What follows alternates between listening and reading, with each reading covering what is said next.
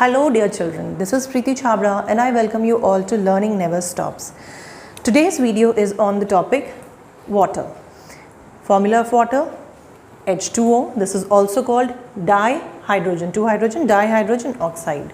Now before starting with the topic, I would like to tell you कि science में ना बेटा physics हो, केमिस्ट्री हो, बायो हो, कोई भी हो सब्जेक्ट साइंस में मोस्ट ऑफ द टाइम आपको ऐसा लगेगा कि आप रिपीटेडली वो टॉपिक्स जूनियर क्लासेस में भी करते थे एंड देन सीनियर क्लासेस में भी आपको वो टॉपिक्स वापस से पढ़ने होते हैं. बट ऐसा नहीं है कि वो पूरे टॉपिक्स आप एज इट इज़ वापस से करते हो. हाँ, रिविजन पार्ट थोड़ा होता है which is necessary, but additional information के साथ आप सीनियर क्लासेस में उसको फिर से पढ़ते हो, यानी एक ही टॉपिक को और ज़्यादा वास्ट. फाइन. सो कुछ बेसिक इन्फॉर्मेशन एक जस्ट क्विक रिविजन के लिए हम वाटर में देख लेते हैं विच इज़ वेरी सिंपल. कि वाटर का फॉर्मूला H2O है एंड देन इसकी अगर शेयरिंग करके हम इसका एक स्ट्रक्चर दिखाएं तो if this is the oxygen atom then it has 2 hydrogen atoms bounded with it. Okay, है ना, ये लोन पेयर्स, ये स्ट्रक्चर हो गया वाटर का H2O. बेसिक सिंपल है. इसके अलावा बेसिक रिविजन में we know that major constituent of all the living organisms, चाहे वो प्लांट्स हो, एनिमल्स हो, ह्यूमन बींग्स हो, कुछ भी हो, मेजर कॉन्स्टिट्यूएंट लिविंग ऑर्गेनिजम्स का, even the surrounding atmospheric surroundings का वाटर है ना. It's a natural resource and basic major part of it, constituent of it is water. Like 70% of our body weight is, human being की 70% body weight is water. Even earth का area जो है more than 70% of it is water. But 70% से ज़्यादा अर्थ का area में water available है, लेकिन हमारे यूज़ के लिए फ्रेश वाटर अवेलेबिलिटी कितनी है? It's only around 2.5%. वो भी ग्लेशियर्स एंड ऑल, जितने भी पोलर रीजन्स में जो आइस के फॉर्म में वाटर प्रेजेंट है, सबको इंक्लूड करके only 2.5% of water, percentage of water is available as fresh water. Fine. Now we also know that water exists in all the 3 states of matter. What are the 3 states? Solid, liquid and gas. Solid के form में it is present as ice. Liquid के form में जो natural water का form है, and gas के form में as vapor, in the form of vapor water is present, right? Now ordinarily water exists in which form? It exists in the liquid form. Water exists in the liquid form ordinarily. और अगर उसे gaseous state में आना हो या उसे solid state में आना हो तो हमें कंडीशंस वैरी करनी पड़ती हैं. फाइन. फ्रीज़ करने पे we get the ice form of it and boil करने पे once it reaches its boiling point, उसके बाद we get the vapour, that is the steam form. But ordinarily at room temperature water is present in its liquid form. Fine. Now let us quickly just see the natural properties of water, the physical properties of water. Now the first property is the nature of water, right? बहुत बचपन से class 4-5 से we have been studying what is the nature of water. It is colorless, it is odorless, tasteless, right?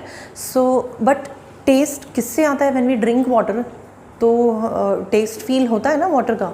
वो pure water का taste नहीं है. Pure water is tasteless. Fine. वो taste है that is because of the dissolved gases in it, some dissolved salts, minerals, some impurities in it. Fine. So first physical property is its nature. The second physical property is the boiling point. Fine. what is the boiling point of water? It is 100 degree centigrade. Boiling point of water is 100 degree centigrade. Now temperature 100 degree centigrade है इसका, but ये also depend करता है, boiling point depend करता है on the one more factor other than temperature, that is pressure. Fine. किस तरह से relation है boiling point का pressure के साथ? What is boiling point? It is the temperature. कौन सा temperature? जहाँ पर vapor pressure एटमॉस्फेरिक प्रेशर के इक्वल हो जाए. वेपर प्रेशर कब होगा? Once it reaches the boiling point, उसके बाद ही वेपर आएगा ना. तो वेपर का जो प्रेशर होगा जब वो एटमॉस्फेरिक प्रेशर के इक्वल हो जाता है तब हम उस टेम्परेचर को, उस पॉइंट को कहते हैं कि अब वो बॉइलिंग पॉइंट का टेम्परेचर है. फाइन. सो अगर प्रेशर के साथ इसका रिलेशन देखें then more the atmospheric pressure, more is the boiling point, and lesser the atmospheric pressure, lesser is the boiling point, right? अगर वेपर प्रेशर इक्वल है एटमॉस्फेरिक प्रेशर के, तो एटमॉस्फेरिक प्रेशर जितना ज़्यादा होगा, वेपर प्रेशर आने के लिए टेम्परेचर उतना ज़्यादा होगा, फाइन। और अगर एटमॉस्फेरिक प्रेशर कम है तो वो बॉइलिंग पॉइंट जल्दी आ जाएगा। हिली एरिया में जाते हैं तो एटमॉस्फेरिक प्रेशर कम होता है ना। एटमॉस्फेरिक प्रेशर कम होने की वजह से boiling point is lesser than 100 degree centigrade. दो water boils at 100 degree centigrade, but pressure कम होने की वजह से वो पानी जल्दी बॉयल हो जाता है। तो वहाँ पे प्रेशर कुकर्स ज़्यादा यूज़ करने पड़ते हैं खाना बनाने के लिए, बिकॉज क्योंकि पानी बहुत जल्दी बॉयल हो जाता है, बॉयल होने के बाद वो स्टीम में आ जाता है। तो अगर बिना प्रेशर कुकर में क्या होगा, एडिशनल प्रेशर आएगा उसमें, है ना, मिलेगा उसको खाने फूड को कुक करने के लिए। तो अगर प्रेशर कुकर के बिना कुक करते हैं तो वो खाना उतना या ठीक नहीं बनेगा या बहुत टाइम टेकिंग प्रोसेस होगा। तो क्योंकि एटमॉस्फेरिक प्रेशर कम है इसलिए प्रेशर कुकर्स में फूड कुक करना पड़ता है। तो generally it is asked in exams and give reasons के क्वेश्चंस आते हैं ना, उसमें इट इज़ आस्क्ड कि इट मे बी आस्क्ड कि हिली एरिया में क्यों प्रेशर कुकर्स यूज़ होते हैं। तो this is the reason, fine. तो this is the relation between the boiling point and the pressure, atmospheric pressure, fine. The third physical property is the freezing point, fine. Now what is the freezing point? It is 0 degree centigrade. 0 degree centigrade पे क्या मिलता है, ice, है ना, fridge होता है, water and ice मिलता है। अगेन प्रेशर के साथ इसका टेम्परेचर के अलावा टेम्परेचर डिक्रीज़ कर रहे हैं ना, हम यहाँ पे 0 डिग्री पे आ रहे हैं, टेम्परेचर बहुत डिक्रीज़ कर रहे हैं, then we are getting ice. One more factor is the relation with pressure. क्या हो सकता है प्रेशर के साथ इसका रिलेशन? प्रेशर अगर इंक्रीज़ होता है, that means if you are increasing the pressure of water, that means what are you doing, you are making the molecules of water come closer, intermolecular space कम करने की कोशिश कर रहे हैं। एंड सॉलिडिफिकेशन में क्या होता है, यही होता है। तो जितना कम ज़्यादा होगा pressure, more the pressure, freezing point उतना कम होगा ना, ठीक है। तो it has inverse relation with the freezing point. जितना ज़्यादा प्रेशर होगा फ्रीजिंग पॉइंट उतना कम होगा, fine. Now the next physical property is the density of water. What is the density of water? It is maximum density of water is 1 gram per centimeter cube, ठीक है। ये किस temperature पे होती है 1 gram per centimeter cube? It is at 4 degree centigrade, right? Maximum density means minimum volume. Density is inversely proportional to volume, right? Maximum density means the minimum volume. और वो किस टेम्परेचर पे होता है, 4 डिग्री सेंटीग्रेड पे होता है। Why 4 degree centigrade पे होता है? Because of the anomalous behavior of water. This is also one of the properties of water. Now what is anomalous property? What is the anomalous expansion of water? This is a very unusual property of water whereby it first contracts when you lower the temperature. जब temperature low करते हैं तो जैसा contraction होना चाहिए ठीक वैसा contract होता है, but on reaching this temperature at 4 degree centigrade, ये 4 डिग्री सेंटीग्रेड के बाद 0 डिग्री तक जाने, जब वो 0 डिग्री तक रीच करेगा तो वो टेम्परेचर और लो हो रहा है, तो कॉन्ट्रैक्शन होना चाहिए ना और ज़्यादा। But from 4 to 0 degree centigrade, 4 degree से 0 डिग्री सेंटीग्रेड तक वाटर का जो बिहेवियर है वो बहुत अनयूजुअल है। Instead of contracting water expands, okay, this is anomalous property of water, anomalous expansion. From 4 degree to 0 degree centigrade lower कर रहे हैं हम टेम्परेचर, उसको कॉन्ट्रैक्ट होना चाहिए, फिर भी वो एक्सपैंड करता है। That is why 4 degree centigrade पे डेंसिटी वाटर की मैक्सिमम होती है, वॉल्यूम मिनिमम होता है, बिकॉज आफ्टर 4 डिग्री वो एक्सपैंड करता है, तो वॉल्यूम बढ़ जाता है। तो 4 डिग्री सेंटीग्रेड पे, 4 डिग्री सेंटीग्रेड तक it contracts, after 4 degree it starts expanding. So 4 degree is the temperature जहाँ पे मिनिमम वॉल्यूम होता है। Minimum volume means maximum density, that is 1 gram per centimeter cube. Now the next property is the latent heat of fusion of ice. Latent heat. Now what is latent heat? Latent means latent heat is the hidden heat. कहाँ पे hide हो रही है heat?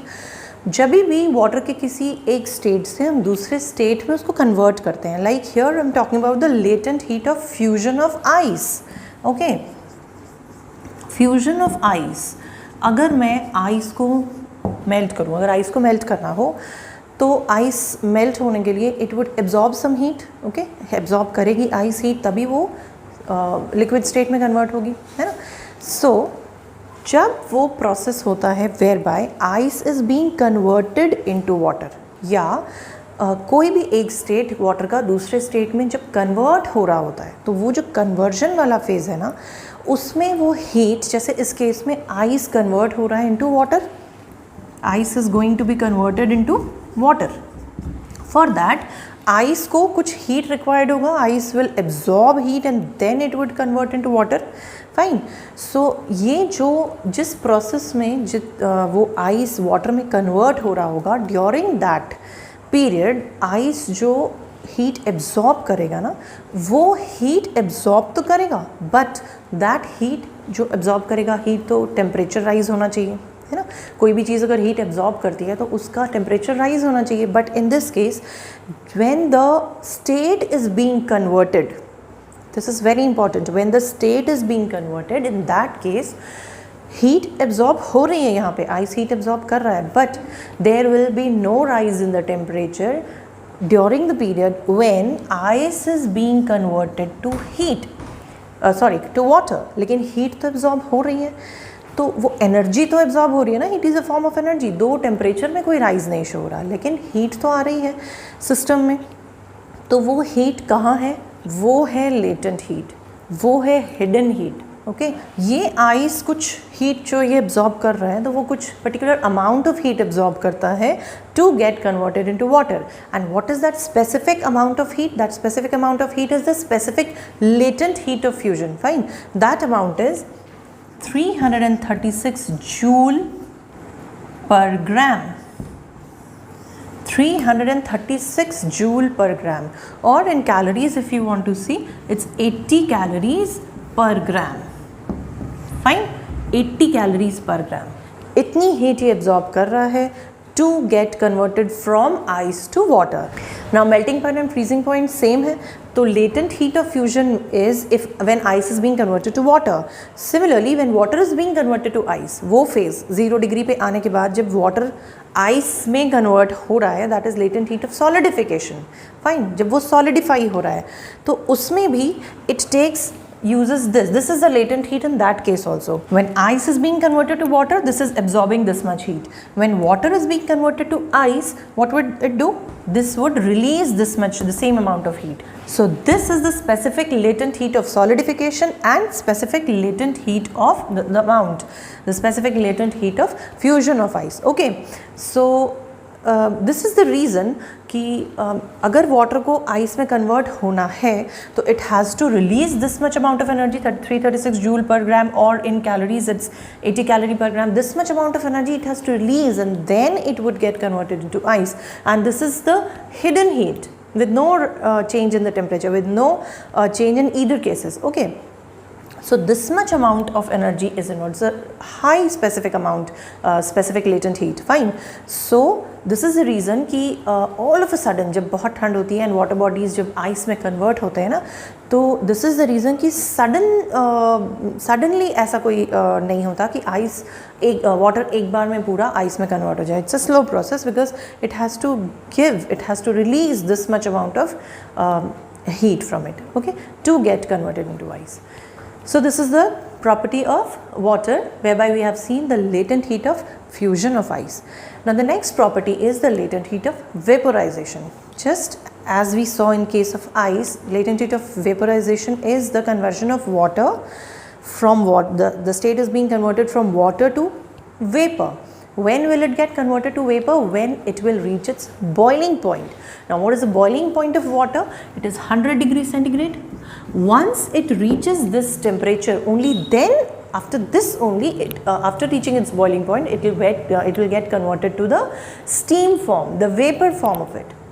Fine. So again, latent heat of, in this case it is latent heat of vaporization. Vapor is being converted. Okay, latent heat of vaporization. Here also it is saying latent heat. Fine. So what is latent heat? It is the hidden heat. Again there will be no rise in the temperature when, जब water convert हो रहा होगा after 100 degree centigrade, when water जब convert हो रहा होगा vapour में, तो हीट वो एब्जॉर्ब करेगा, ठीक है, बट वो हीट कहीं पे भी टेम्परेचर राइज नहीं करेगा, ठीक है, there be no rise in the temperature, लेकिन हीट तो अगेन एब्जॉर्ब हो रही है सिस्टम में। That's why it is said कि स्टीम से ज़्यादा सिवियर बर्निंग होती है बॉइलिंग वाटर से भी ज़्यादा, बिकॉज स्टीम में कुछ एडिशनल हीट प्रेजेंट है, वो हिडन हीट है, जो टेम्परेचर तो 100 डिग्री ही शो कर रहा है, बट वो हीट एक्स्ट्रा जो अभी वाटर कन्वर्ट हो रहा है ना, तो कन्वर्जन में वो एनर्जी यूटिलाइज होती है, लेकिन वो हीट एब्जॉर्ब करके वो कन्वर्ट हो रहा है, तो वो जो हीट है hidden heat, that is present in the steam. So as in this case we have seen कि एक स्पेसिफिक अमाउंट है 336 जूल पर ग्राम, और in calories we have seen कि एक स्पेसिफिक लेटेंट हीट अमाउंट है, like that specific amount latent heat of vaporisation का भी है, and that is 2268 joule per gram. That is 2268 joule per gram. This much energy, this much heat energy, ये है latent heat, hidden heat in the steam. तो obviously water जो boil हो रहा है उससे इतनी ज़्यादा एनर्जी स्टीम में है, तो it is more dangerous. Okay, so likewise boiling point, अगर बॉइलिंग के बाद वाटर वेपर बन रहा है, तो वेपर जब कंडेंस होगा ना वापस वाटर में, तो it would release the same amount of energy, and then water vapour से वापस कंडेंस होकर वाटर मिलेगा। So in a nutshell about the latent heat of fusion, vaporisation, solidification, anything, जहाँ आप लेटेंट हीट देखो, latent heat means hidden heat, and वो heat क्या है? The heat which is being utilized for the conversion of one state of water into another. अब वो ice से water हो, वाटर से आइस हो, वाटर से वेपर हो, वेपर कंडेंस होके वाटर हो, एनीथिंग, वो कन्वर्जन वाले स्टेट में जो भी हीट या एब्जॉर्ब होने वाली है या रिलीज़ होने वाली है, वो एक स्पेसिफिक अमाउंट ऑफ हीट है, and that is the hidden heat, जिसमें टेम्परेचर ना राइज हो फिर भी सिस्टम में हीट एनर्जी या एब्जॉर्ब होती है या रिलीज़ होती है for the conversion of the state of matter, for the conversion of the state of water from one state to the other. Fine, so these were the two more properties. The last property we would see is the specific heat capacity. Now we are talking about the capacity. So it has been found that when 1 gram of water is heated by 1 degree centigrade, 1 gram water is heated by 1 degree centigrade, heat कर रहे हैं तो heat energy absorb होगा कितनी?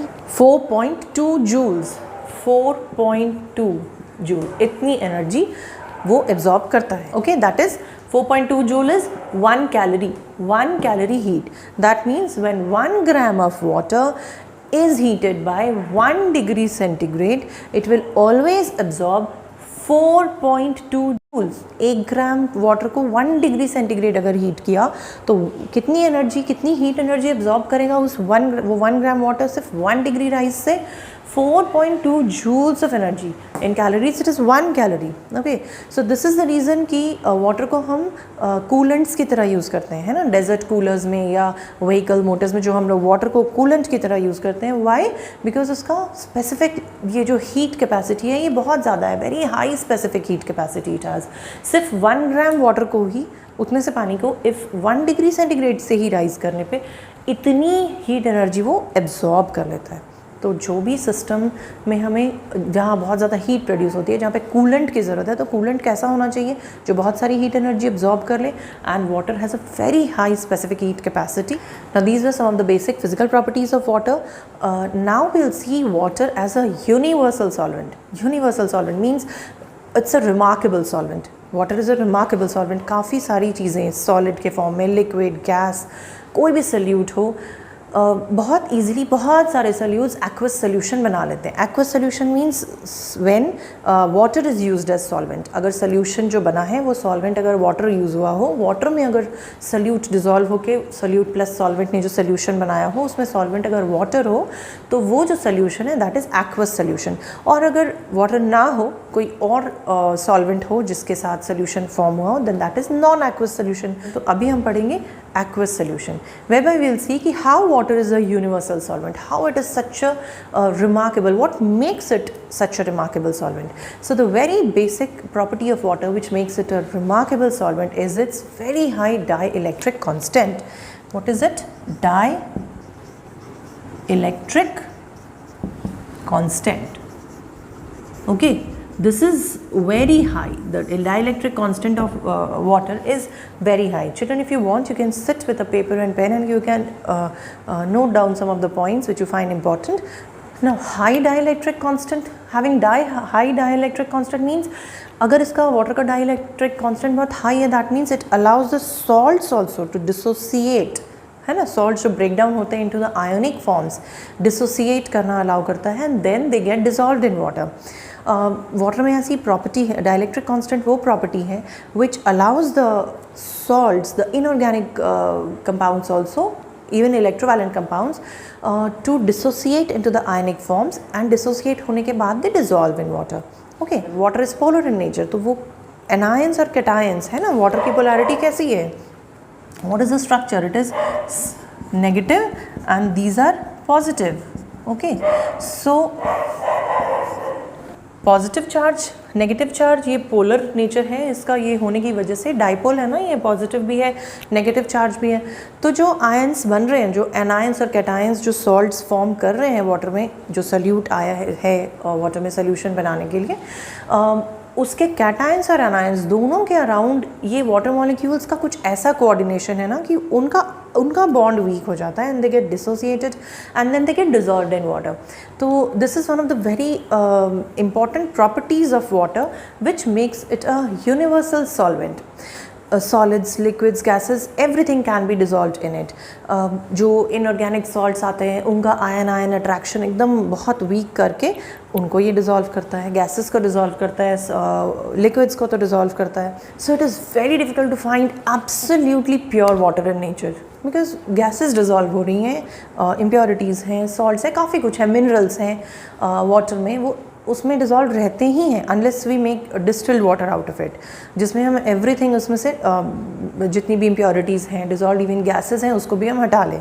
Otherwise it's very difficult, absolutely difficult to find pure form of water in nature.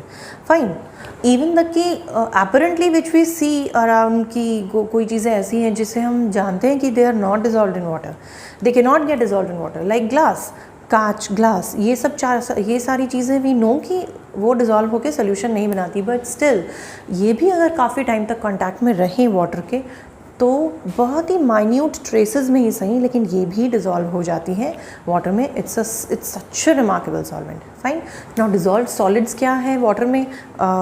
Salts हैं, impurities हैं, minerals हैं, solids के अलावा गैसेस हैं which are dissolved in water. तो ये कुछ चीज़ों का बहुत ज़्यादा इंपॉर्टेंस भी है, उनका डिज़ोल्व रहना वाटर में इम्पॉर्टेंट क्यों है? गैसेस का तो बहुत इंपॉर्टेंस है. अदर देन गैसेस अगर मिनरल्स देखें तो they are very much required by us. They minerals जो हम पानी में मिनरल्स लेते हैं हमारी बॉडी के लिए भी वो रिक्वायर्ड हैं. Then they are very important for the growth and you know the maintenance of the plants. And then जो गैसेस डिज़ोल्व्ड हैं they give taste to water. Coming to gases, other than giving taste, marine life के लिए क्या importance है gas का? जो oxygen dissolved है उसे तो एनिमल्स यूज़ करते ही हैं, है ना. एक्वेटिक एनिमल्स जो हैं वो कहाँ से ऑक्सीजन लेते हैं? The oxygen which is dissolved in water. तो that is the whole life depends, their life depends on the oxygen which is dissolved in water. Carbon dioxide क्यों ज़रूरी है? For the photosynthesis of the aquatic plants, right. Aquatic plants जो photosynthesis कर रहे हैं वो photosynthesis what do they need carbon dioxide. So aquatic plants को वो carbon dioxide dissolved, carbon dioxide जो वाटर में डिज़ोल्व्ड है वहाँ से मिलता है. Fine.